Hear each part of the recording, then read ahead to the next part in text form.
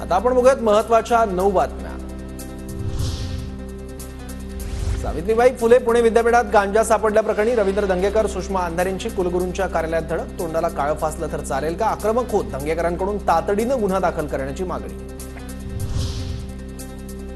राज्यसभेच्या रिक्त जागेसाठी 25 जूनला पोटनिवडणूक होणार। प्रफुल्ल पटेल यांनी राजीनामा दिल्यानं रिक्त असलेल्या एका जागेसाठी 25 जूनला पोटनिवडणूक होणार। विधान परिषदेच्या मुंबई पदवीधर मतदारसंघावर भाजपचा दावा, जागा आम्हालाच मिळेल। मुंबई भाजप अध्यक्ष आशिष शेलार यांचं वक्तव्य। जरंडेश्वर साखर कारखान्याप्रकरणी राजेंद्र घाडगेंना समन्स। राजेंद्र घाडगे अजित पवार यांचे नातेवाईक। कारखान्याशी संबंधित राजेंद्र घाडगेंची चौकशी सुरू।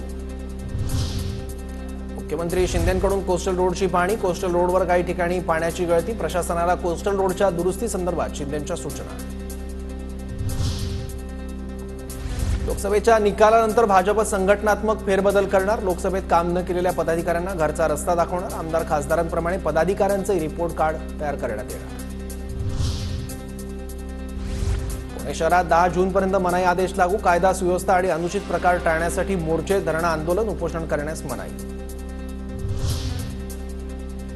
मुख्यमंत्री एकनाथ शिंदे सहकुटुंब साताऱ्यातील दरेगावात दाखल। पुढील 3 दिवस मुख्यमंत्री एकनाथ शिंदेंचा दरेगावात मुक्काम।